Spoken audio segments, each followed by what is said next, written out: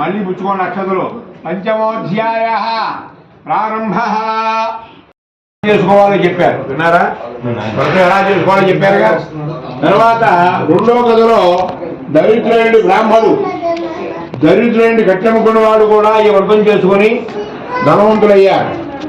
మూడో కథలో రాజుగారికి సంతానం లేకపోతే ముందుగానే వ్రతం చేసుకుంటే ఆయనకి సంతానం కలిగింది. సంతానం కలిగా కూడా వ్రతం చెయ్యలా ఎవరు? షావుకారు గారు. నాలుగో కథలో ఆయన కొంచెం బాధలు పడ్డారు. చివరికి ఆయనకు కూడా మంచే జరిగింది. ఐదో కథ ప్రాశస్యం ఏమిటి? ఈ తీర్థం ఏమిటి, ప్రసాదం ఏమిటి, పుచ్చుకోవడం ఏమిటి, పుచ్చుకోకపోవడం ఏమిటి, ఎవరు పుచ్చుకున్నారు, ఎవరు పుచ్చుకోలేదు, ఎవరికి వచ్చింది ఆ కష్టం ఏమిటి, నష్టం ఏమిటి అనేది చిన్న కథ. ఐదో కథ ఈ తీర్థ ప్రసాదాలు పుచ్చుకుని పారేస్తే ఏమొస్తుంది, పుచ్చుకోకపోతే వచ్చే నష్టం ఏమిటి అనే దాన్ని వృత్తాంతం అన్నమాట. ఇది తుంగధ్వజుడు అనే ఒక మహారాజు ఉన్నాడు. బాగా పరిపాలిస్తున్నాడు ప్రజల్ని, కన్న బిడ్డల్లాగా చూసేవాట. రోజు అడవికి వెళ్ళేవాడు, క్రూర మృగాల్ని వేటాడేవాడు. అంటే రాజ్యం మీద వచ్చి ప్రజల్ని తినకుండా వేటాడటమో బెదరగొట్టడమో ఏదో చేస్తూ ఉండేవాడు, అడవికి వెళ్తూ ఉండేవాడు. ఒకనొక రోజున సైన్యంతో అడవికి వెళ్ళాడు. కొన్ని క్రూర మృగాల్ని వేటాడాడు, పరిగెత్తాడు, అలిసిపోయాడు. ఒక చెట్టు మీద కూర్చున్నాడు. అదే రోజున ఆ ఊళ్ళో ఉండేటటువంటి గ్రామాల్లో ఉండేటటువంటి గోపాలకులు, గొల్లలు, వీళ్ళంతా కూడా గోవులను మేపుకుంటూ ఉంటారట. ఆ గోపాలకులంతా కూడా బృందంలాగా వెళ్ళి ఆ అడవిలో, ఆ వనంలో, అడవి అంటారు, వనం అంటారు, అడవిలో వ్రతం చేస్తున్నారు. ఇప్పుడు కూడా మన వాళ్ళు కార్తీక మాసాల్లో మన సమారాధనని పెడుతూ ఉంటారు. అలా చేస్తున్నారు. ఈ రాజుగారు అక్కడికి వెళ్ళలా. ఎక్కడ కూర్చున్నారు అక్కడే కూర్చుండిపోయినాడు. వాళ్ళు అనుకున్నారు మన ప్రభు ఆయనకి ప్రసాదం పెట్టకుండా మనం తింటే ఏం బాగుంటుంది అని చెప్పి వ్రతం పూర్తి చేసుకొని తీర్థం ప్రసాదం తీసుకుని వెళ్ళి ఆయన దగ్గర పెట్టి ప్రభు తీసుకోండి అని చెప్పి వాళ్ళు వెళ్ళిపోయారు. వాళ్ళు వెళ్ళిపోగానే ఈయన అనుకుంటున్నాడు, నా విష్ణు పృథివీపతి, నేను ఈ భూప్రపంచం యావత్తు కూడా పరిపాలించే సర్వము సహా చక్రవర్తిని, నేను నాకు ప్రసాదం పెడతారా వీళ్ళు? వీళ్ళకంటే అహంభావము, ఎంత గర్వము అనుకున్నాడు. వాళ్ళు అటు వెళ్ళగానే ఆ ప్రసాదాన్ని పరిహరించాడు, పారేశాడు. సస్యపుత్ర శతన్నష్టం ధనధాన్యాధికం చేయతు. ఇంటి దగ్గర నుంచి ఒక వార్త, ఒక కబురు. ఏమిటా కబురు? ఓ రాజా, మీరు మన రాజ్యాన్ని వదిలేసి వచ్చింది మొదలుకొని శత్రురాజులు వచ్చారు. శత్రురాజుల యుద్ధంలో మన సైన్యం మీ 100 కుమారులు, 100 మంది కొడుకుంటా, మొత్తం అంతా ఊరిపోయారు, పారిపోయారు. రాజ్యం ఏమీ లేదు, ఇప్పుడు మనకేమీ లేదు అని చెప్పాట అతను. అప్పుడు ఆలోచిస్తున్నాడు, ఎందుకలా జరిగింది, ఎందువలన ఇలా జరగవలసి వచ్చింది అని ఆలోచించడం మొదలు పెడితే, గొల్లలు పెట్టారనే నెపం చేత సత్యనారాయణ స్వామి వారి ప్రసాదాన్ని గొల్లల ప్రసాదంగా భావించి పారేశాను కాబట్టి భగవంతుడు నాకు ఇటువంటి శిక్ష విధించాడు అని చెప్పి గ్రహించుకున్నవాడై మళ్ళీ ఆ గొల్ల దగ్గరికి వెళ్ళి గొల్లలతో సహా వాళ్ళతో కూర్చుని వ్రతం చేసుకొని తీర్థప్రసాదాలు తీసుకొని అపరాధం చెప్పుకున్నాడు ఈశ్వరుడికి. ఈశ్వర, నా అపరాధం మన్నించవయ్యా. బ్రహ్మాది దేవతలు నీ మహిమలు తెలుసుకోలేకపోయినారు. నేను ఎంతటి వాడినయ్యా నీ ముందు?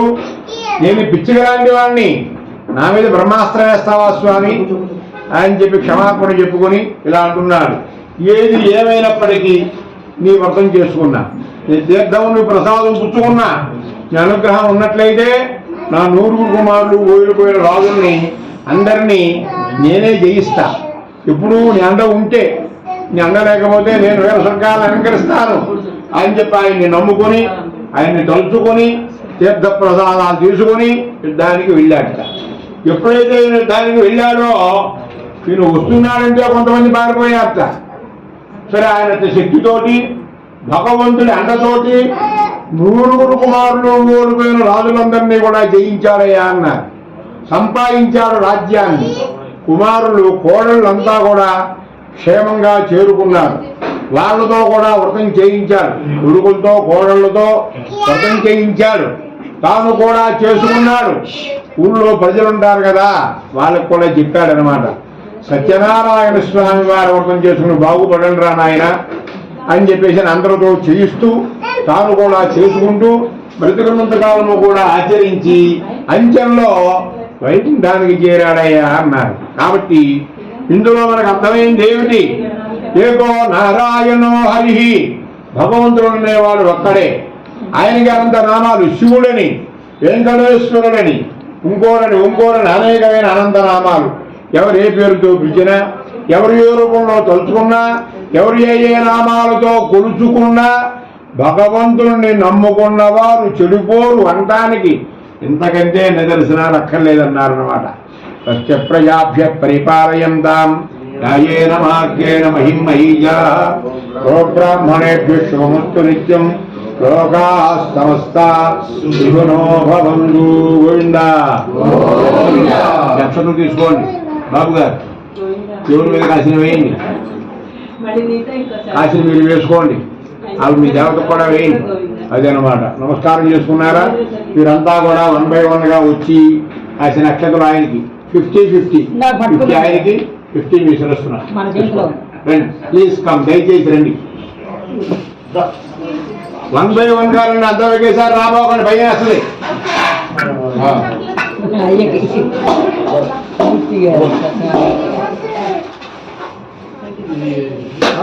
సగం ఆయనకి వేశారా?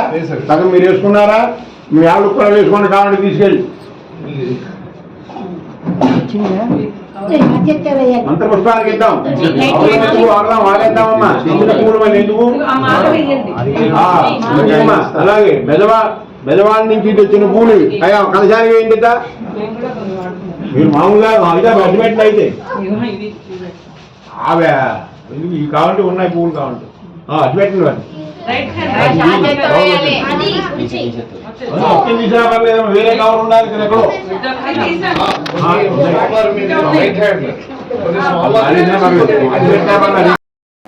ఫలశకల ద్వయ సహిత కదలీ ఫల సహిత గోధుమ చూర్ణ శంకర గోమాత పూర్వక సత్యనారాయణ స్వామి ప్రసాదం నివేదయామి.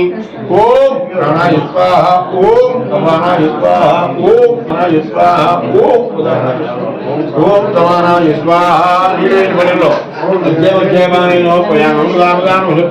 సమర్పయామి. అస్తో వృక్షాలకు మేము పెద్దవారు నాకంటే ఎందుకమ్మా? ఫల సిద్ధిరస్తు తదాస్తు. ఈశ్వర రక్షించు. సమర్పయామి. సర్వోపచారాన్ సమర్పయామి.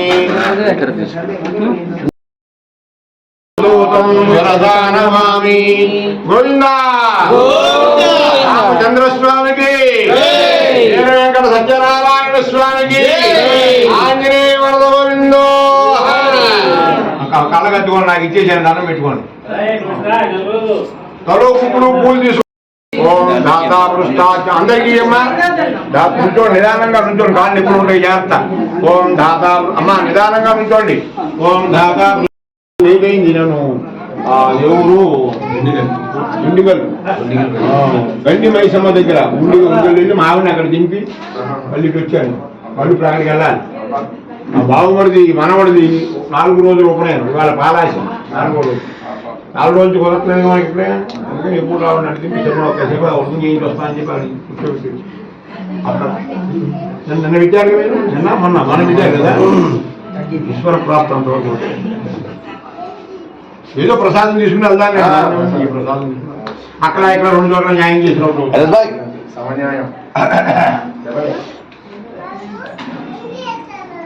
పచ్చి మిరపకాయ బజ్జి, చిత్రాన్నం, ఇంకోటి ఏమిటి హల్వా, చక్కెర పొంగలి.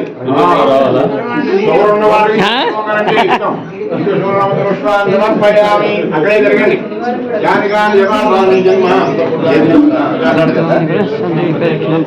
పాపోహం పాప కర్మాహం పాప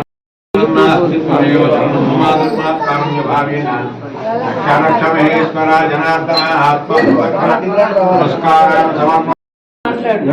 ట్యాక్స్ కట్టారా? మంగళహారతి చూడండి, చూడండి ఎంత పెట్టారో.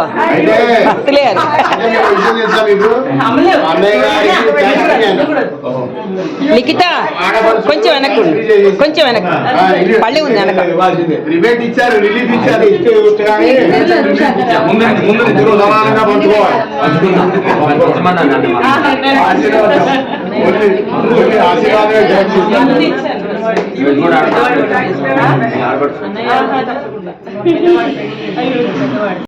పాటలు ఆడియో అదే ఎక్కువ శ్రీకాంత్ కవర్ చేశాడు. మాటలు పెట్టాను. నేను ఆడియోనే తీసా పాటలు. వెళ్ళి